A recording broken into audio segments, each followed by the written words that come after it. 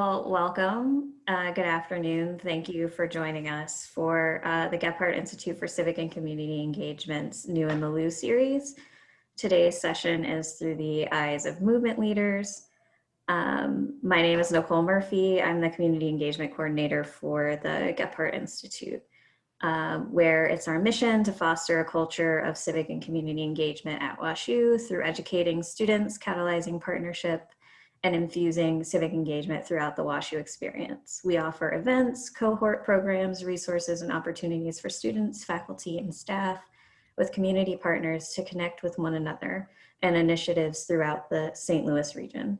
As we begin today's program, please note that as a nonpartisan tax-exempt institution, Washington University may not advocate for the election or defeat of a particular candidate or political party, nor can the university promote or encourage such advocacy by participants in university-sponsored events. Views expressed by today's speakers reflect their individual views and do not constitute sponsorship, support, or endorsement of any political candidate, political party, or political action committee. I want to say thank you to our moderator, Travis Tucker, and to our panelists, Areli Reyes, Chris Worth, Ebony Williams, and Shira Berkowitz. They will introduce themselves more in depth in just a few minutes. Our panelists today are going to discuss what it means to be a St. Louis resident and talk about the social change work that they continue to engage with within the community. We'll spend about 40 minutes hearing from the panel, and then we'll open to questions in the audience. We'll close with opportunities to get involved, as well as a feedback form. I'm gonna pass to my colleague, Colleen. Awesome, thanks Nichole. So I'm gonna just quickly introduce our moderator, Travis Tucker. So Travis Tucker is the Associate Director of the Center for Diversity and Inclusion at WashU, also known as the CDI. Travis advises student organizations, implements inclusivity training, and supports diversity, equity, and inclusion programming for the university and the broader St. Louis community. At the CDI, he leads the day-to-day management of the CDI, working alongside students, faculty, administrators, and community members to build diversity and inclusion practices across campus. Travis worked first as a hall director and later as the LGBTQ Resource Center coordinator at Southern Illinois University in Carbondale. Travis has served as the Region 4 West Rep for the Gender and Sexuality Kansas City, KC, to build new and meaningful ways to expand conversation outside of the gender binary and lift the voices of queer and trans people of color. Travis holds a Bachelor of Arts from the University of Akron in Ohio and a Master's in Student Affairs Higher Education from Miami, Ohio University. So I'm gonna go ahead and hand it over to Travis. Thank you, Colleen, and yes, Woo, Ohio. So thank you so much, and we are very excited to be in this conversation, and I'm so excited for you all as participants to get to learn a little bit more about our amazing panelists. And so today is really, we have some questions that are set aside that I'm going to be offering out to the group to process through, but at that point in time, when it does get to that open call, we would love to hear from you, so feel free to use that chat box feature to engage with our panelists. They have done some amazing things, and you're going to get a wonderful opportunity to get to hear from them. So I'm going to go ahead, and my first prompt is for them to introduce themselves. So if you want to go ahead, and anyone can jump in at first if you want to introduce yourself, your role, your name, and your pronouns. So just give us those quick intros as we get started in today.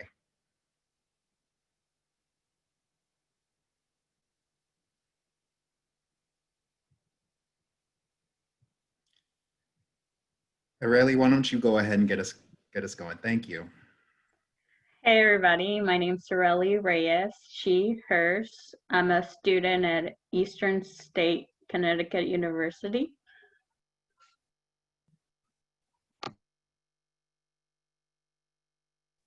My name's Ebony. I am an organizer and founder of Expect Us. My pronouns are they, their. Thank you, Ebony.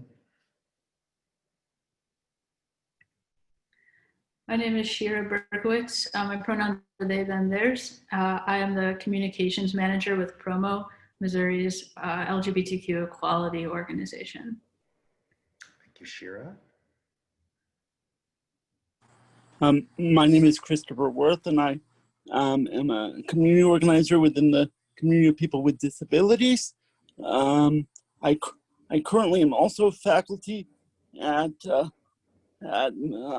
University of Missouri St. Louis in the Succeed program. Okay, thank you so much. And so, you know, all of you have, you know, so many interesting backgrounds and ways that you've gotten here. And so I think that's a really great place to start. So how did you get involved in social work or social change work, excuse me? How did you get involved in social change work in St. Louis? And feel free to unmute yourself and share your story. I got involved in social change during my high school year. So I was a senior and I found out, I always knew I was undocumented, but I found out that I couldn't really attend college in the state of Missouri. So that's when I decided that since nobody was talking about undocumented students in Missouri, and I was really, really upset and I had all these feelings, I decided to do something about it. And that's when I really got involved and started meeting with other people that were in my situation. And I started looking for ways that I could speak out for my community. It's very scary when you're undocumented and you're putting yourself out there. You know the risk, but at the same time, I think it helped because now more people know what an undocumented student is. I'm currently at Eastern State University here in Connecticut, but I did attend a community college back home. I graduated with an associate's degree in Forest Park. So I really got to speak out and meet other people that were in the same situation that I was. So I found that very empowering, just not for myself, but for my family as well. Thank you. Other panelists? I can go next if that's cool. Yeah. The question was that what got us into. Yeah, how did you get involved in social change work in St. Louis?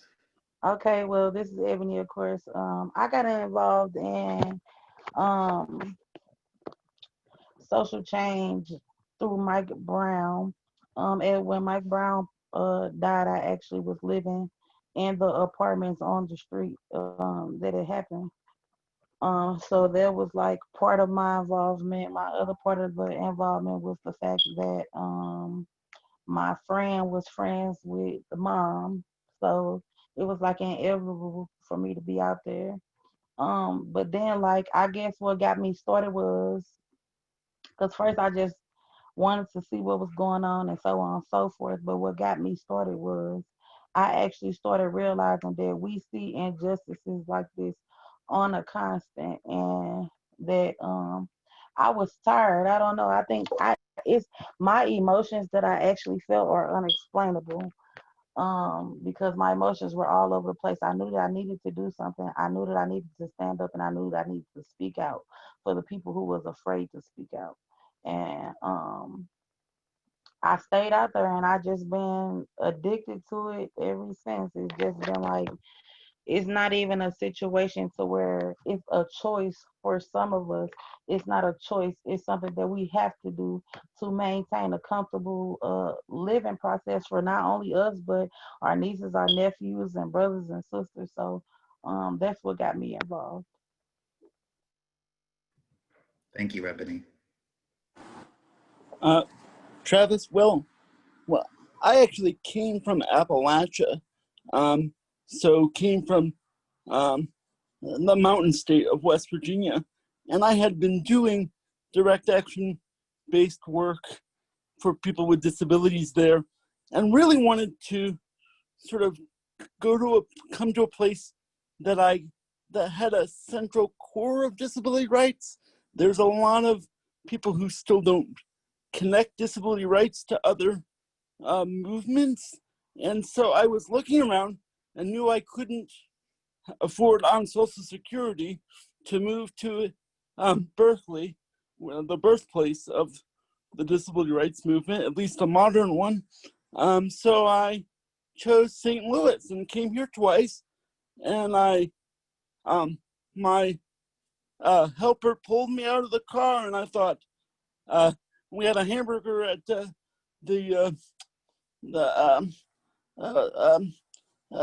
Mokabee's, and I thought, this is a place that I think I can help make change and challenge myself to know my own privilege.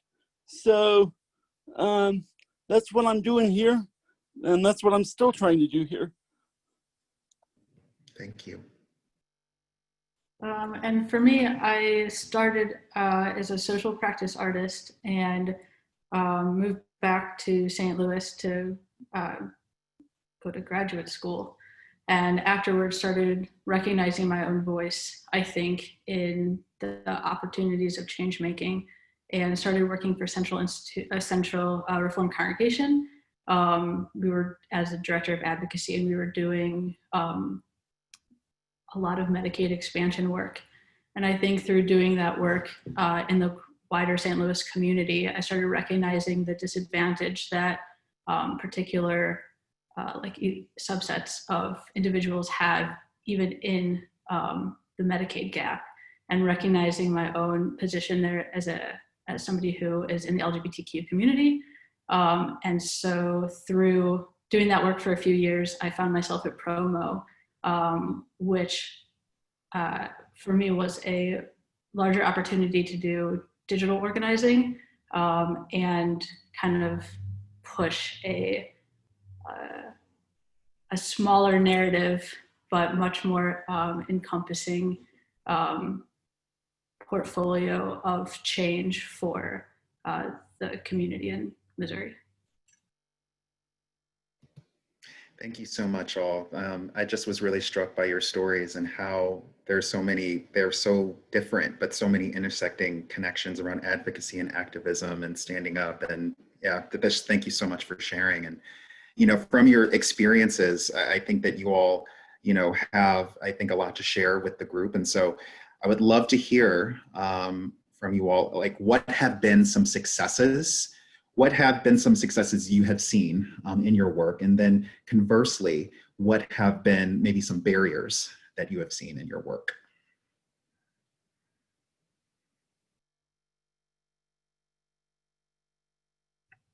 I can jump in here. So I think that for policy work specifically, the successes are hard to quantify, especially when we're talking about like big policy changes at the state level or congressional level.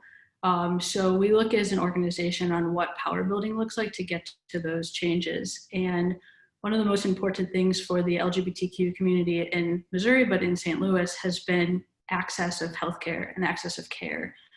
We know that LGBTQ plus individuals won't seek healthcare, won't go to the doctor, don't see themselves reflected in the best care practices in care community. So as an organization, we have made it our goal and our mission to train the healthcare industry in St. Louis, a lot of across Missouri because we're statewide, but really also specifically in St. Louis on the aging population of LGBT individuals, and then just best practices for transgender individuals. And we've gone through quite a number of the larger institutions in the area for training them from their faculty to their clinicians, doctors, nurses, and constantly evolving that practice to make sure that people are seen and included. And I think that that's the biggest conversation, is how do we change the hearts and minds of our neighbors and like people that we come into contact with all the time, so that we can find these wins in the community. And from Promo's perspective, our training program in the healthcare industry is one of those successes that we found. And I could talk for a long time about the barriers to a lot of successes, but I'll let the other panelists talk. Thank you, Shira. Others?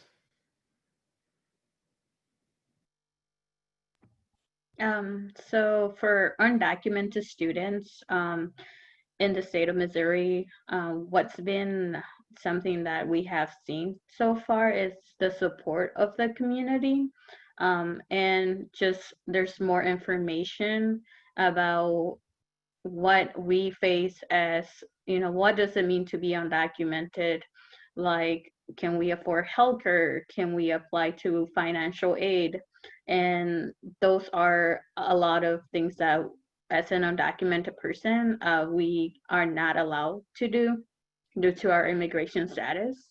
But the good thing about hearing stories, I think talking about your own story empowers other people to do the same. So I think in that way, we have seen a lot of change, just the one-to-one personal narration.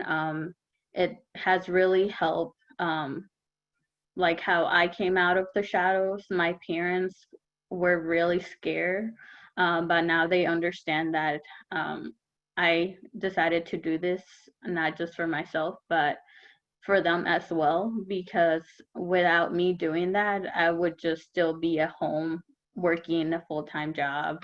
And now I'm pursuing higher education, and that wouldn't be possible without me speaking up and believing in myself and believing that undocumented people do have rights.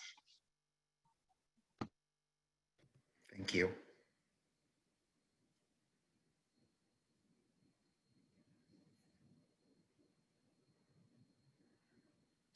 Other thoughts from our other panelists?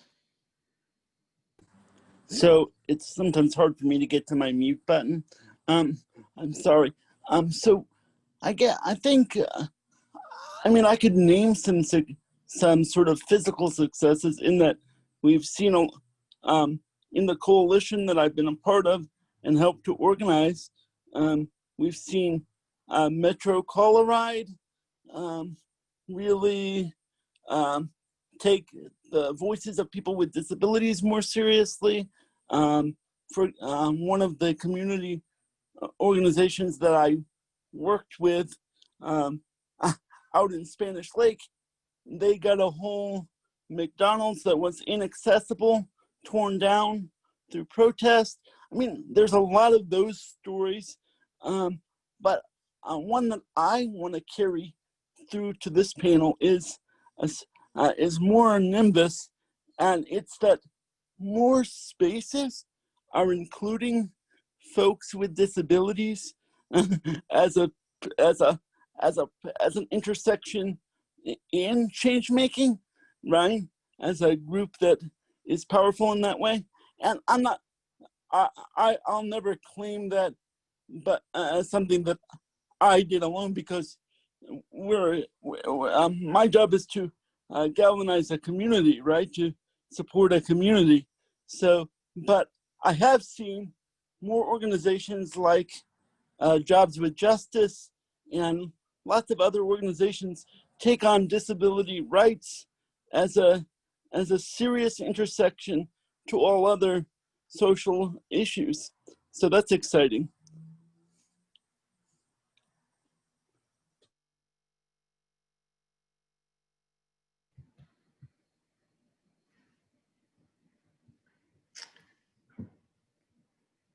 Okay, Ebony, do you have any thoughts before we move on to the next question? We still on the same question, right? Yeah. No, that was about it. Okay, thank you. Okay, thank you so much. Or excuse me, for those thoughts. I was on mute for a second, my apologies. So we're gonna move on to the next question. Community, as you all have really stated and shared, whether implicitly or directly, plays such a huge part in these conversations. And so what community have you found in doing this work?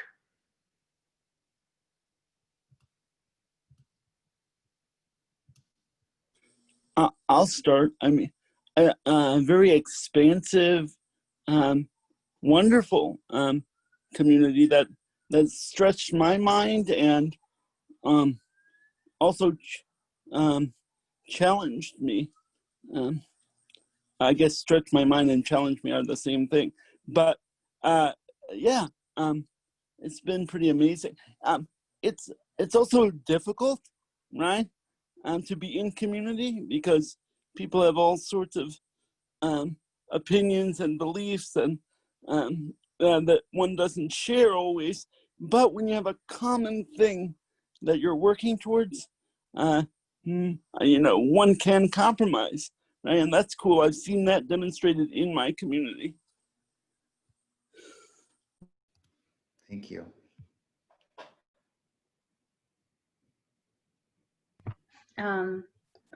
For myself, I have found a really good community in SDL because now I know where to go and who to trust in case immigration comes looking for myself or comes looking for anybody that I know that is undocumented. And I know that there are safe places and there are people that are on our side.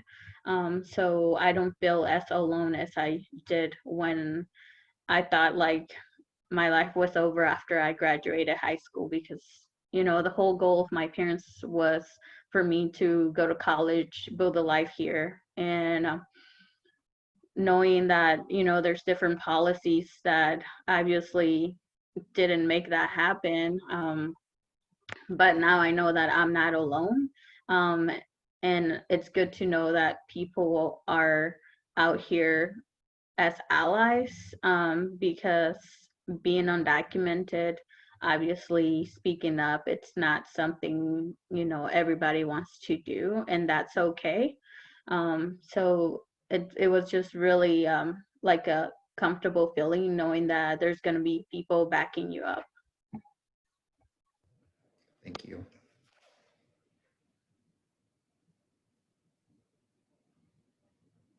Other thoughts? Or we can move on to the next question.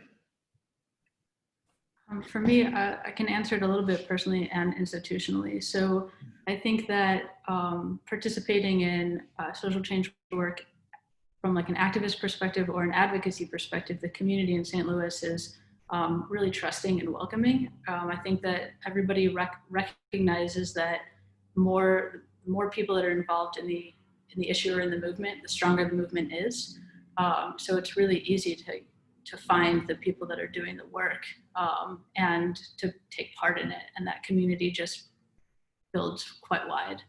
Institutionally, I want to piggyback on something that Chris mentioned, that people compromise a lot, and the institutions do as well. And I've seen a lot of coalitions and tables being built amongst a lot of issue-based organizations that are doing capacity building work or changing hearts and minds work, that sit down at the table, that don't see eye to eye on everything, but that have enough commonality that they're willing to work on each other's issues together to build that volunteer base quite strong. We see that a lot in the labor and union building work, and we see that a lot in the faith-based movement building work, so like Missouri Faith Voices or MCU tables. And it's really an interesting space to build community against community organizers or field workers who are, we all have the same volunteer base in St. Louis, people who are excited and willing and wanting to jump on board. And so to be able to, like, for instance, right now, phone bank for a Yes on 3 campaign, there's 9 organizations that are phone banking together. So no one volunteer has to like decide which organization that they are going to give their time to if 2 organizations are splitting their heart at the moment. And it's a really interesting, like a really beautiful community in that way. Can I did have my 2 cents to add too when y'all done. Go ahead, Ebony, and then we'll come back to you, Chris. How about that? Yeah, go ahead. Okay, so like I feel like the community that I built from activism was like totally and completely different from anything that I experienced. First of all, I was introduced to multiple walks of lives, and although as me being Black first and bisexual, that I encountered a lot of things coming up through family, friends, and peers. So it taught me how to deal with being around people who are different from me but alike in the same sense, and it taught me how to change my language, how I talk to people, address people, and so on, even if I feel like I'm not hurting their feelings. Some people like to be addressed certain ways, some people like to be spoke to certain ways, and we have to understand that because a lot of us have been in those places. The type of community that I built too is like sisters and brothers, like, cause like my movement family is my family. Like, they not that far like from almost being like my blood family. Like, cause if they call me, I'm stopping whatever I'm doing and I'm coming to see about them. And it built the type of sense of protection. Black women don't feel protected, not in their neighborhoods, not around, so like it brought a certain sense of protection for me personally, like feeling like I have other people to call that know and understand and think outside of the box, where I can get other resources and opportunities and places and spaces for people to listen and also be comfortable while doing so. So when we talk about like the community that we build from this activism is major. Like, I was introduced to many politicians, and um I was brought into a lot of spaces that I needed to be in. So like it gave me a different type of sense of love, shall I say. So like if you were an empty person coming into the movement, you get a sense of feeling full or half full at least from the love and the support that you do get from your activism family. You get more I don't know how to explain it. Like, it's a different type of push from your activism family versus your actual regular friends and your regular family. Like, they understand on a different level. So it's a real community. It's what community is supposed to be like. Like the activism community, no matter if what end that you're working on, we are a family. So yeah, that's my outlook. Thank you, Ebony. Go ahead, Chris. Ebony, I love that. So I'm constantly preaching community, right? The importance of it. But I also want to say that my St. Louis community, and I started the conversation out, my part of the conversation out this way, has challenged me, right? So I was adopted into a really privileged family, right? When I was 11, and I wanted for nothing, right? And so I part of what brought me into activism in Appalachia is I saw a lot of people who didn't have what I have. So so St. Louis has allowed me to learn really how to amplify the voices of others and not just preach from my high horse, as it were. I drive a really nice wheelchair, so so I think that's important to note about this community is like um, uh, it's transforming even when you think you're transformed, right? You're going, if that makes sense. Thank you. Thank you all. Any other closing thoughts before we move to the next question? Okay, so this next question is really based in self-care.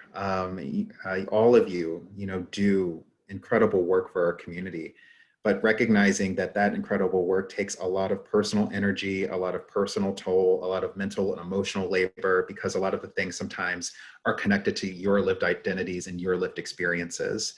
And so recognizing that is a huge piece for each of your experiences, I would love to just talk about or talk through self-care with you all. And in particular, how do you address burnout and mental health in your work? Can I just can I say that sometimes I think self-care it comes out of just the term. I think it's good, but I think it comes out of a level of, again, I'm going to use the word privilege, right? There are some people who are in this fight who can't afford self-care, literally. So we have to make space for that too. Just offering that. Thank you. With self-care for me personally, like if I get overwhelmed or something like that, like yeah, I will step back. But like sometimes stepping back for me, like he said, like sometimes stepping back for me don't always mean that I can take days off from activism, because sometimes it just call for that spot to be yours. Um, Sometimes you can't stop because people always need some type of resource. People are always going through, and the pain in the streets don't never stop. So it's just like, sometimes you don't get a chance to do self-care. What is important to me though is mental health. A lot of us don't address our mental health. It is complete trauma to deal with activism as a whole. With activism comes sometimes losing a lot of things that's important to you, whether that's friends, family, jobs, houses, whatever that situation may be. I do encourage people that when you are in this fight, if you can, if willing, that you take time to yourself to mentally build yourself and make sure that you are mentally okay, to do this work. And sometimes you do have to take a step back and spend that time with your family and your friends, and you have to block out what needs to be done, because whether it needs to be done is always going to need to be done. You know what I mean? The work is always going to be there, and it's a lot of us to do the work. So if it becomes too much on you, then talk to that community that you built, and pass it along to them and tell them, hey, mentally I'm not prepared to resource this right now. Can you take that over for me? I'm in my self-care stage right now. I need to take me a moment. It's too much for me, and move on from there, to take care of self care, in my opinion. So yeah. Thank you, Ebony. Thank you. Thank you. I definitely agree with Ebony and everybody else, Chris, too. It's been really hard for me to, I had to learn how to stop, and knowing that there's only a limit I can have. I cannot do everything, and like the work is always going to be there, and knowing that you can pass that torch to the next person. So just keeping that in mind, and also like mental health, it was something that I had to learn myself. Mental health wasn't spoken or taught to me in my family. It was like a kind of taboo. Like if I would say like, oh, I feel this or I feel that, they would just be like, oh no, you're okay, you're just saying that. And so it's something that I always like, I'm learning as I go, but also like teaching my family that even though we can't afford going to the hospital or going to see a therapist, within the community I have found resources to be able to access that for my family and myself. Thank you. I wholeheartedly agree with Ebony and everybody, and would add to the conversation on burnout a little bit from an institutional perspective. In my line of work, in digital organizing or digital communications, I had to learn that it's not the job of advocacy organizations to break the news. It's our job to interpret the news, and to, especially under this administration the last few years, news is very distracting in policy work. And so to make sure that we're taking, even in communication roles, roles where we write press releases, and we need to have good relationships with reporters and the press, that it's really important that we are not acting on a sense of urgency from the sense of what news is acting on in urgency on its own or from its own perspective, that we're like pausing, remembering that the goals are long-term goal is that the work is always going to be there. It'll be there tomorrow if we have to turn off our social media. We have 24 hours, if not longer, to figure out what our messaging is and to present it to our communities. And to take those pauses when we need them is very important in this work.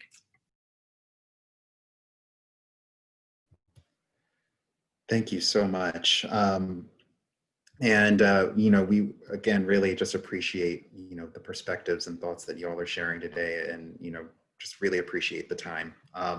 And we really want to offer out an opportunity for all of our attendees out in Zoom to ask a question. So if you would like to use the chat feature, feel free to use the chat feature. We would love to hear just from you. And I know that you all have so much to share. And so I know that our attendees probably would like to learn from you all. So feel free to use that chat feature, and we would love to hear from your questions.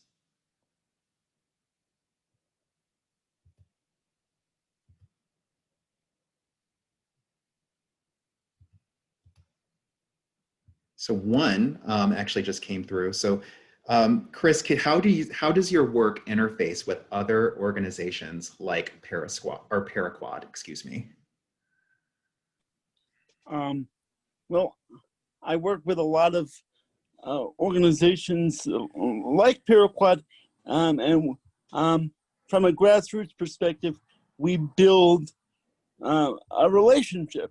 So you can, just like with any community, right? I approach a place like Paraquad or a place like Promo as a community of people, right? As a community of people. So what we do is we work to, but those kind of Paraquad and Promo, they might have more resources. So we use organizations in a way that nourishes the grassroots, but also gives back to the organization, because they want to be able to connect to the grassroots. They may not know it all the time, right? Wink, wink, but they do want to connect, right? Was that clear? Absolutely. Thank you, thank you. There's another question in the chat, or excuse me, in the question and answer box. Give me 1 second. So do you have any suggestions on how, or excuse me, do you have any suggestions on or how you build relationships to strengthen the community? So I'll repeat that again. Do you have any suggestions on or how you build relationships to strengthen the community?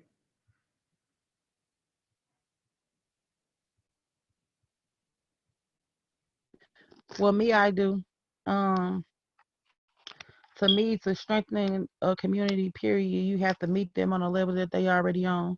You can't come to them and tell them, hey, I'm woke, you need to be woke too. And just because you have to meet them on a level that they are already on and build them to a level to where you are in or above. You have to, the thing about getting the community connected is that you just can't come to the community and say, hey, I'm woke, and because I'm woke, I think that you need to do this because of this reason. You have to give them other alternatives to choose other than whatever it is that they are currently doing.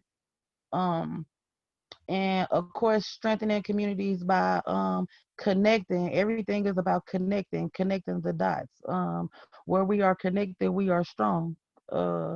And so connecting the communities and pulling the communities together is what makes the community stronger. Nobody can have anything happen within the community if all the community is on one accord. So yeah, I think that that's what's important, is that it can be 100 organizations, but what's important is, are those 100 organizations connecting with each other, working with each other, and making sure that all of those resources are being pulled within each other, because that's what makes the neighborhood stronger, and not that everybody is being pulled and tugged in multiple different locations. But most definitely, the number one thing for me is strengthening communities through, like I said, having other choices for them to make other than the ones that they already make, to already have that in hand when you come to wake them up or when you come to give them the information, already have another alternative for them and to offer them.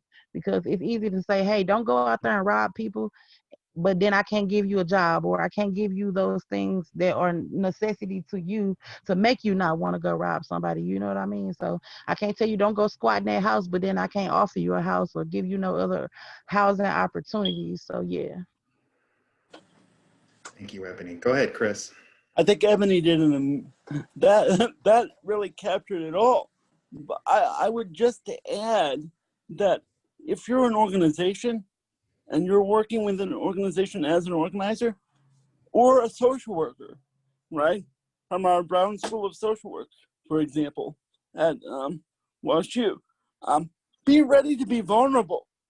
You're asking people to be in their most vulnerable states to join with you in a campaign or over in a in some sort of situation where they might be super vulnerable without any of their own control. So as the organizer or as the coordinator or whatever you freaking call yourself, be ready to be vulnerable, right? And you can do that without crossing professional lines. I hate when people bring up professionalism. Sorry.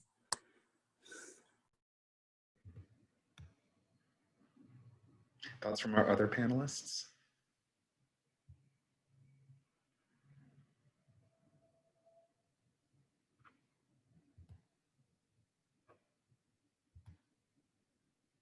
Okay, well, thank you.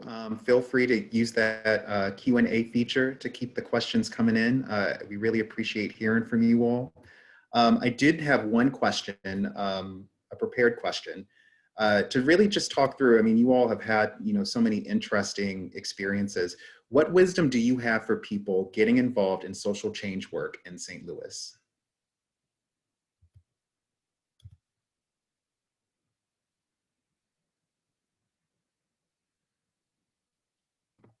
I would always say that get involved with something that you are really passionate about, something that you can relate to. I think personally that has helped me a lot in connecting with people and relating to people that have the same experiences as myself and the same barriers. Thank you.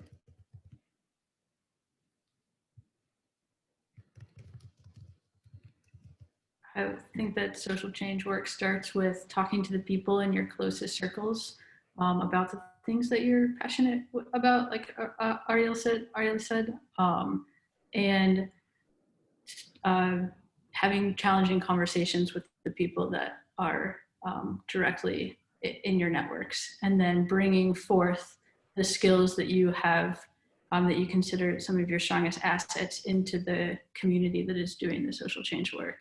And both of those things are really needed and valuable entry points for all of us. Thank you. Can you repeat the question again? Because I think I missed it. I didn't miss it, but I need to read it. Yeah. So the question is, what wisdom do you have for people getting involved in social change work in St. Louis? I would tell them to come in prepared.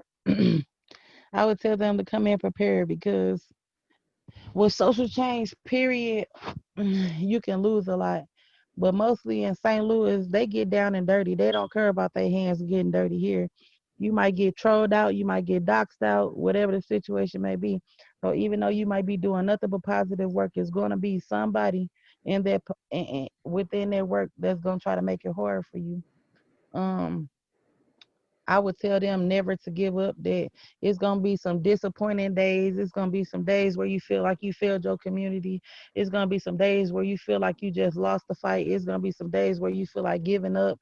And it's going to be some days where you feel like that there's no point in me doing this because I might never see what I'm working for. But You just got to keep going. You got to, like you said, take care of your self-care, and you have to make sure that when you do this, that this is really what you want to do, because once you in it, it ain't no getting out of it. Even if you want to get out of it, even if you want to take a break, even if you want to just step away from it, it is no, everybody who are activists were chosen to be activists. It's not something that people just want to do. Nobody wants to choose hanging out, having fun, or being happy over having to worry about doing jobs that other people get paid to do but are not doing. So my advice to them would be um, that it won't be no easy ride, but come in with an open mind, um, come in steadfast, and come in willing to listen and learn and grow. Thank you. I have two things. Remember real intersectionality. We talk about that all the time, but the crossing of all identities, right? and don't just do something in a social justice movement to make yourself feel good. I mean, that might be a good jumping off point, right, to explore.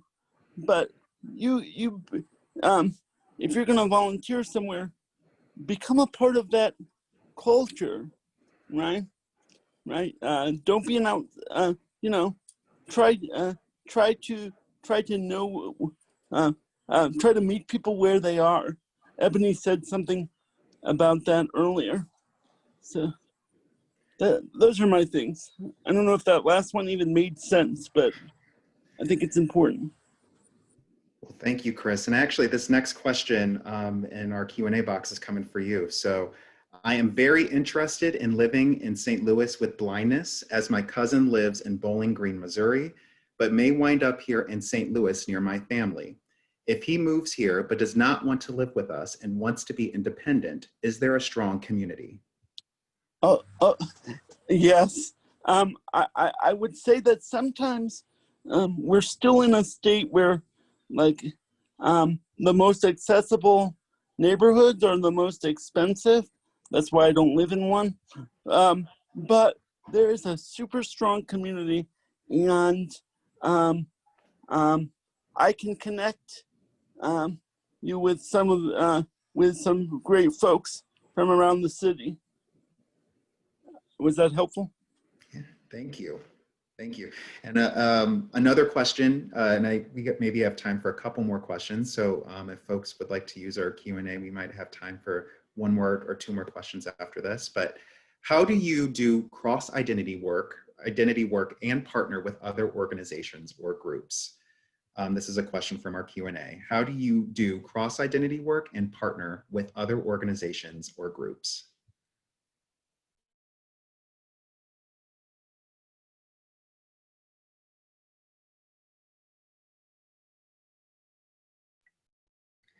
At Promo, we do we do a lot of grassroots organizing work that looks like building coalition tables. We also participate in like electoral work together with other organizations, or we'll just have organizations that we partner with because of intersecting identities in general. So for instance, we do a lot of our work with Nichole or with Planned Parenthood or with Show Me 15 or with Forward Through Ferguson or with We Power, because all of those organizations have similar agendas that need to be at the intersection of LGBTQ rights and equalities, and we need to be at the intersection of their equity. And so building those partnership tables and making sure that we stay involved with meetings with those other organizations allows our agendas to look similar, and then our volunteer base to have the opportunities to cross over into each other's work. Thank you. Actually, don't know if that answered the question, but maybe. You talked about like the importance of partnership and what it looks like in your context. So I absolutely think you did. Thank you. We might have time for one more person on this question.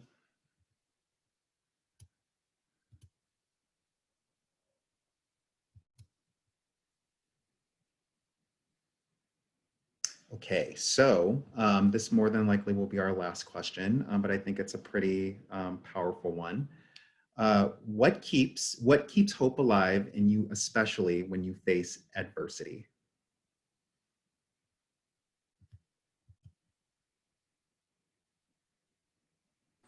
I was reaching towards the button with excitement. So I think for me, it's seeing community members, for example, know their sexual identity for like the first time. We in the coalition that I work with, we do a lot of radical sex positive education, and seeing the light bulb come on for people when they've claimed their power is a pretty amazing thing, and it keeps, it's like oatmeal to my tummy, keeps the fire burning in my tummy, right? Thank you.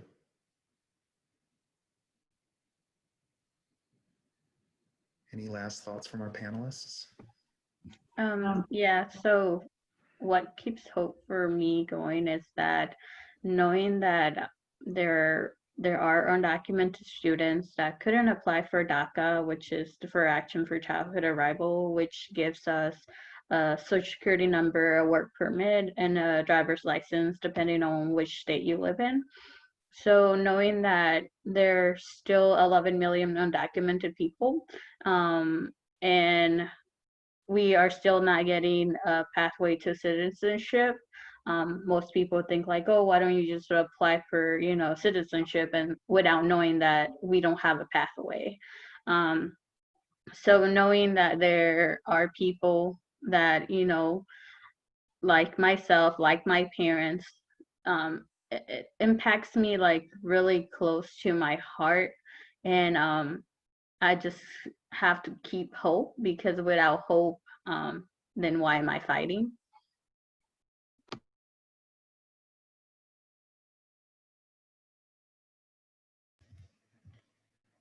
Thank you. Okay. I'm gonna go ahead and wrap it up if that's good.